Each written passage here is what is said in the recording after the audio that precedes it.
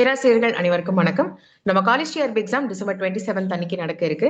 அதுக்கு இன்னைக்கு ஒரு முன்னோட்டமா இருக்கணும் அப்படின்றதுக்காக நம்ம வந்து மாடல் டெஸ்ட் வந்து கண்டக்ட் பண்ணியிருந்தோம். அண்ட் டுடே விக்டரி கவுண்டவுன் சீரிஸோட டே 5 ஆல்சோ. ஸோ இன்னைக்கு உங்களுக்கு எக்ஸாம் லைவா நீங்க எழுதிருந்தீங்கன்னா ஒரு நல்ல எக்ஸ்பீரியன்ஸ் வந்து கிடைச்சிருக்கும். அதை பத்தியும் பிளஸ் நீங்க நெக்ஸ்ட் என்ன பண்ணணும் அப்படின்றத பத்தியும் தான் இன்னைக்கு வீடியோல வந்து நம்ம டிஸ்கஸ் பண்ண போறோம். ஸோ மாடல் டெஸ்டோட எக்ஸ்பீரியன்ஸ் உங்க எல்லாருக்குமே நல்லா இருந்திருக்கும் அப்படின்னு சொல்லி நம்புறேன். கண்டினியூஸா 3 hours உட்காந்து எக்ஸாம் எழுதி ரொம்ப நாள் ஆயிருக்கலாம் உங்கள நிறைய பேருக்கு. ஸோ இது ஒரு நல்ல ஒரு எக்ஸ்பீரியன்ஸா இருந்திருக்கும். 3 hours பிளஸ் another 1 hour வேற எழுதிருப்பீங்க, டிஸ்கிரிப்டிவ் சேர்த்து எழுதிருக்கீங்க அப்படின்னா. ஸோ இப்படிதான் நம்மளுக்கு எக்ஸாம் டெய்லியுமே இருக்கும். ஏன்னா மார்னிங் நம்மளுக்கு 3 hours எக்ஸாம் இருக்க போது அகைன் பிரேக் விட்டு திரும்ப 1 hour ஈவினிங் வைக்க போறாங்க. 1 day ஃபுல்லாவே நம்ம இதே மூட்லயே தான் இருக்கணும். ஸோ வரப்போற நாட்கள்ல நீங்க உங்களை இந்த கண்டிஷன்ல வந்து இருக்கிற மாதிரி உங்களை நீங்களே வந்து கண்டிஷன் பண்ணிக்கணும். ஏன்னா 3 hours அப்படின்றது ஒரு பிளேஸ்ல உட்காருதுன்றது இன்னைய தேதியில நம்ம பண்றது இல்ல. மேபி எக்ஸாம் டைம்ல நம்ம எக்ஸாம் எழுதும் பொழுது காலேஜ் டைம்ல செமஸ்டர் எழுதினப்ப மேபி இருந்திருக்கலாம். But it has been a lot of time no இல்லையா? ஸோ அதனால வர நாட்கள்ல இந்த ப்ராக்டிஸ் வந்து எடுத்துட்டு வாங்க. மோர் தென் த எக்ஸாம் அப்படின்றதையும் தாண்டி மென்டலா நம்ம ப்ரிப்பேர்டா இருக்கணும். 3 hours ஒரே பிளேஸ்ல ஃபுல் கான்சென்ட்ரேஷனோட உட்காந்துருக்கிறதுக்கு. ஸோ அதுக்கு ஒரு நல்ல ஒரு முன்னாடி எக்ஸ்பீரியன்ஸ் உங்களுக்கு இப்ப கிடைச்சிருக்கும் அப்படின்னு சொல்லி நம்புறேன். இன்னைக்கு நீங்க செஞ்ச தவறுகள் எல்லாத்தையுமே நீங்க வந்து சரி செஞ்சுக்கணும். மேபி ஒரு சில பேர் என்ன பண்ணிருக்கலாம் அப்படின்னா, நீங்க ரீசெண்டா நெட் எக்ஸாம் எழுதின ஆளா இருந்தீங்க அப்படின்னா சிபிடி மோட்ல எழுதி இருந்திருப்பீங்க. ஸோ அப்போ சிபிடி மோட் பொறுத்த வரைக்கும் நம்ம எத்தனை டைம் வேணா ஆன்சரை சேஞ்ச் பண்ணிக்கலாம், மாத்திக்கலாம், ஒன்றும் ப்ராப்ளமே வராது. பட் இங்க அப்படி கிடையாது. ஒன்ஸ் நீங்க கிளிக் பண்ணிட்டீங்க, ஜஸ்ட் ஒரு டாட் வச்சுட்டீங்க அந்த ஓஎம்ஆர் ஷீட்ல அப்படின்னாலுமே முடிஞ்சு அவ்வளவுதான். அந்த கொஸ்டின் சேஞ்ச் பண்ண முடியாது. ஸோ ரொம்ப யோசிச்சு தான் நீங்க வந்து தீட்டுறதே செய்யணும். Until and unless you are very very sure நீங்க வந்து தீட்டக்கூடாது. You have to wait.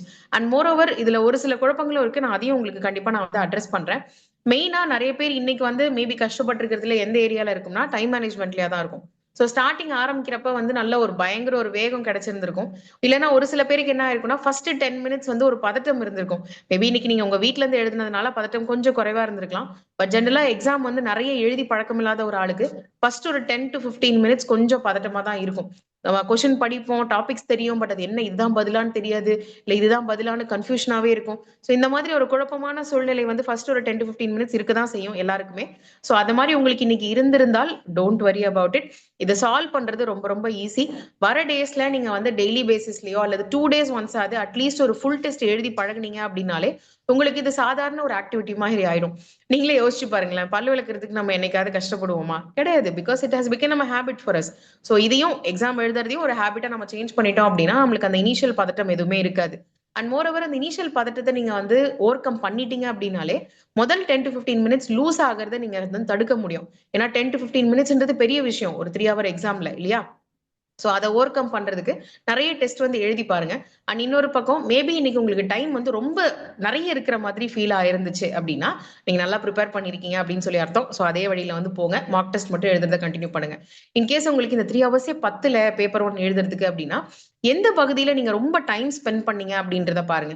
Maybe இப்ப நீங்க மேக்ஸ் டிபார்ட்மெண்ட் சேர்ந்தவங்களா இருக்கீங்க, இல்ல பிசிக்ஸ் சேர்ந்தவங்களா இருக்கீங்கன்னா கால்குலேஷன்ஸ்ல நிறைய டைம் எடுக்குதா, அல்லது ஒரே கான்செப்ட் திரும்ப திரும்ப நீங்க வந்து இதுதானா அதுதானா ஏவா பியா சிஆடியான்னு நீங்க ஒரு கன்ஃபியூஷன்ல இருக்கீங்களா அப்படின்றத வந்து பாருங்க.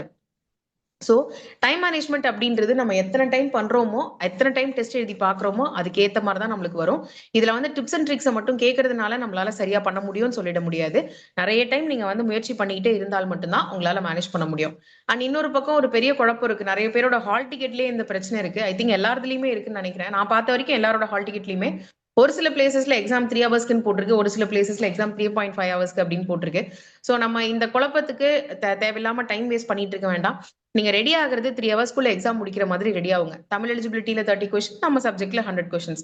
ஸோ 130 கொஸ்டின்ஸ் வித்தின் 3 ஹவர்ஸ் அப்படின்றது கம்ப்ளீட்லி டூவபிள் தான். ஸோ நீங்க 3 ஹவர்ஸ்ல எழுதி முடிக்கிற மாதிரியே ப்ராக்டிஸ் பண்ணிக்கோங்க. இன்கேஸ் நம்மளுக்கு எக்ஸாம்ல ஒரு ஹாஃப் அன் ஹவர் கூட கிடைச்சது அப்படின்னா நல்லது. நம்ம எக்ஸ்ட்ரா வந்து கிராஸ் செக் பண்றதுக்கு விட்டு போன கொஸ்டின்ஸை அப்படி இல்லைன்னா கால்குலேஷன்ஸை வந்து இன்னொரு தடவை வந்து ரீவெரிஃபை பண்ணிக்கிறதுக்கு யூஸ் பண்ணிக்கலாம். ஸோ நீங்க ரெடி ஆகிறது 3 ஹவர்ஸ்ல எக்ஸாம் எழுதுற மாதிரி எப்பயுமே வந்து ரெடி ஆகுங்க. அண்ட் இந்த ஃபர்ஸ்ட் 10 minutes எக்காரணம் கொண்டு விட்டு கொடுத்துடக்கூடாது. அந்த ஃபர்ஸ்ட் 10 minutes கூட நீங்க அந்த எக்ஸாம்ல பாஸ் பண்ண போறீங்களா இல்ல உங்க மார்க் குறைய போதா கூட போதா அப்படின்றத டிசைட் பண்ணும். ஸோ அந்த டோனை வந்து செட் பண்ணிக்கோங்க. மோஸ்ட்லி எக்ஸாம் ஹாலுக்கு நீங்க போன பிறகுமே யார் கூடயுமே பேச வேண்டாம். பெருசா வந்து உங்களுக்கு தெரிஞ்சவங்க நிறைய பேர் கண்டிப்பா வருவாங்க இந்த எக்ஸாமுக்கு, உங்க கூட படிச்சவங்க அல்லது நீங்க வந்து இவ்வளவு நாளா பார்க்காத ஒரு ஆள் கூட அங்க வரதுக்கு வாய்ப்பு இருக்கு. ஸோ அங்க வந்து ஃபர்ஸ்ட் எக்ஸாம் எழுதி முடிக்கிற வரைக்கும் பேசுறதோ எதுவும் பண்ண வேண்டாம்.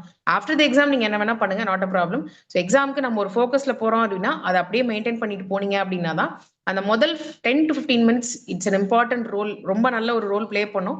அந்த டைம் வந்து சேவ் பண்ணிக்கோங்க. அண்ட் இதை நான் ஓவர் கம் பண்றதுக்கு என்ன பண்ணணும் அப்படின்றத வந்து சொல்லியிருந்தேன்.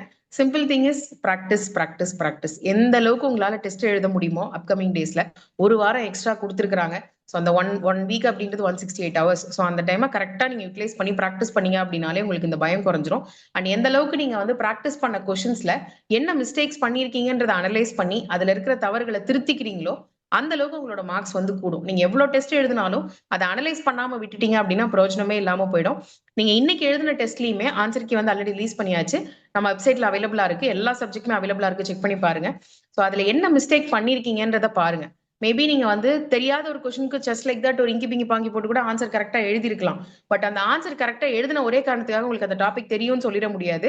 ஸோ அந்த மாதிரி கொஸ்டின்ஸ் உங்களுக்கு தெரியும் இல்லையா? நீங்க தான் எழுதுறீங்க. ஸோ கண்டிப்பா உங்களுக்கு தெரியும் அந்த டாபிக் நீங்க வந்து ஜஸ்ட் ஃப்ளூக்ல போட்டீங்களா இல்ல உண்மையாவே தெரிஞ்சு போட்டீங்களான்ட்டு.